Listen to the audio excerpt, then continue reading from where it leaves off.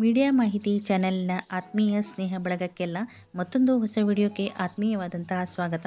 ಮೊದಲನೆಯದಾಗಿ ನನ್ನ ಪ್ರೀತಿಯ ಸ್ನೇಹ ಬಳಗದ ಪ್ರತಿಯೊಬ್ಬರಿಗೂ ಕೂಡ ಗೌರಿ ಗಣೇಶ ಹಬ್ಬದ ಹಾರ್ದಿಕ ಶುಭಾಶಯಗಳು. ಸ್ನೇಹಿತರೆ, ಇಂದು ಮತ್ತು ನಾಳೆ ಪ್ರತಿಯೊಬ್ಬರಿಗೂ ಗೌರಿ ಗಣೇಶ ಹಬ್ಬದ ಸಂಭ್ರಮ. ಜೊತೆಗೆ ಮಕ್ಕಳೊಂದಿಗೆ ಕೂಡಿ ಕುಟುಂಬದ ಪ್ರತಿಯೊಬ್ಬ ಸದಸ್ಯರು ಕೂಡ ಈ ಒಂದು ಸಂಭ್ರಮವನ್ನು ಹೆಚ್ಚಿಸಿಕೊಳ್ಳಲಿಕ್ಕೆ ಕಾಯ್ತಾ ಇರೋದು 12 ಮತ್ತು 13ನೇ ಕಂತಿನ ಗೃಹಲಕ್ಷ್ಮಿ ಯೋಜನೆಯ ಹಣಕ್ಕಾಗಿ. ಯಾಕಂದರೆ ಈಗಾಗಲೇ ಲಕ್ಷ್ಮೀ ಹೆಬ್ಬಾಳ್ಕರ್ ಮೇಡಮ್ ಅವರು ಅತಿ ಶೀಘ್ರದಲ್ಲಿಯೇ ಒಂದು 12 ಮತ್ತು 13ನೇ ಕಂತಿನ ಹಣದ ಜಮಾವಣೆ ಪ್ರಾರಂಭ ಆಗುತ್ತೆ ಅಂತ ಹೇಳಿದರು. ಸ್ನೇಹಿತರೆ, ಈಗಾಗಲೇ ನಮ್ಮ ಈ ಚಾನೆಲ್ನ ಸಬ್ಸ್ಕ್ರೈಬ್ ಮಾಡ್ಕೊಂಡಿರ್ತಕ್ಕಂತಹ ಆತ್ಮೀಯ ಸ್ನೇಹ ಬಳಗಕ್ಕೆ ತುಂಬ ಹೃದಯದ ಧನ್ಯವಾದಗಳು. ಹಾಗೂ ಯಾರೆಲ್ಲ ಇನ್ನೂವರೆಗೂ ನಮ್ಮ ಚಾನೆಲ್ನ ಸಬ್ಸ್ಕ್ರೈಬ್ ಮಾಡ್ಕೊಂಡಿಲ್ಲವೋ ಅವರು ಈಗಲೇ ಚಾನೆಲ್ನ ಸಬ್ಸ್ಕ್ರೈಬ್ ಮಾಡಿಕೊಂಡು ಬೆಲ್ ಬಟನ್ನ ಪ್ರೆಸ್ ಮಾಡ್ಕೊಳ್ಳಿ.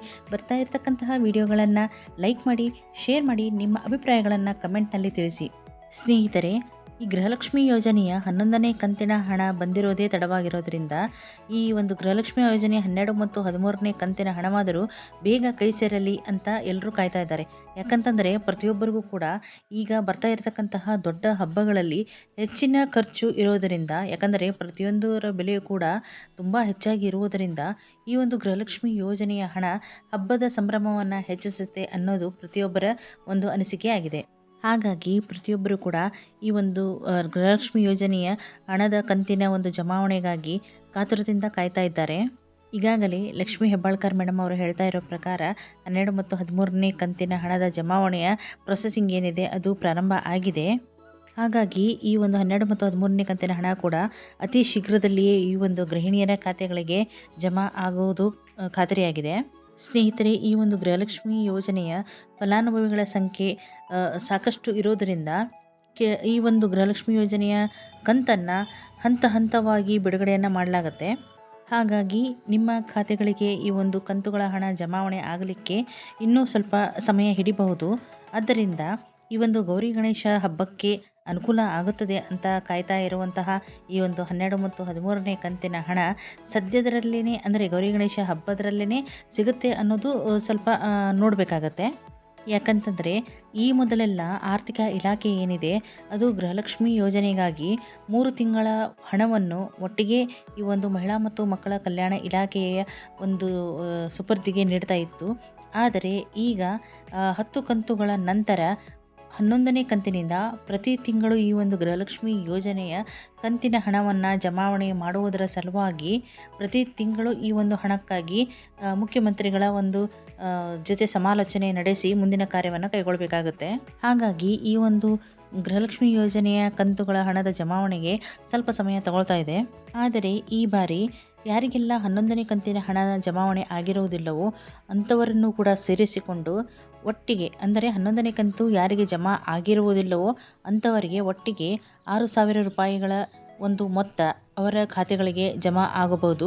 ನಂತರ ಈ ಲಕ್ಷ್ಮೀ ಹೆಬ್ಬಾಳ್ಕರ್ ಮೇಡಮ್ ಅವರು ಹೇಳಿರೋ ಹಾಗೆ 12 ಮತ್ತು 13ನೇ ಕಂತಿನ ಹಣ, ಅಂದರೆ 2 ಕಂತುಗಳ ಹಣ 4,000 ರೂಪಾಯಿಗಳು ಒಟ್ಟಿಗೆ ಗೃಹಲಕ್ಷ್ಮಿ ಯೋಜನೆಯ ಒಂದು ಕಂತುಗಳು ಗೃಹಿಣಿಯರ ಖಾತೆಗಳಿಗೆ ಜಮಾ ಆಗುವುದು ಒಂದು ನಿಶ್ಚಯ ಆಗಿದೆ.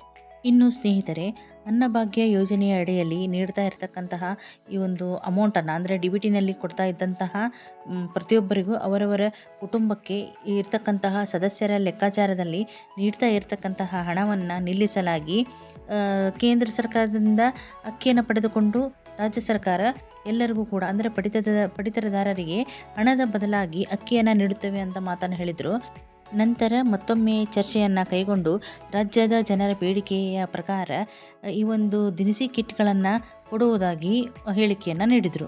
ಈ ಒಂದು ದಿನಸಿ ಕಿಟ್ನಲ್ಲಿ ಅಕ್ಕಿಯ ಜೊತೆಗೆ ಬೇಳೆ, ಉಪ್ಪು, ಸಕ್ಕರೆ ಮತ್ತು ತಾಳೆ ಎಣ್ಣೆಯನ್ನು ಕೊಡುವುದಾಗಿ ಹೇಳಿದರು.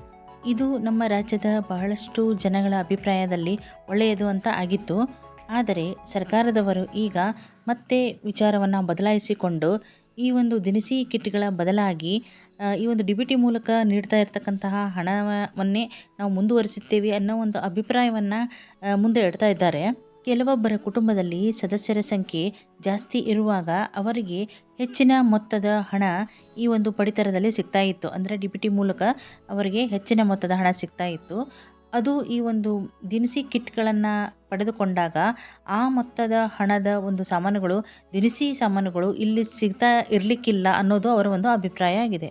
ಹಾಗಾಗಿ ಅವರ ಅಭಿಪ್ರಾಯದಲ್ಲಿ ಈ DBT ಮೂಲಕ ಹಣವನ್ನು ಪಡೆದುಕೊಳ್ಳೋದೇ ಒಂದು ಒಳ್ಳೆಯದು ಅಂತ ಅವರ ಅಭಿಪ್ರಾಯದಲ್ಲಿ ಇದೆ.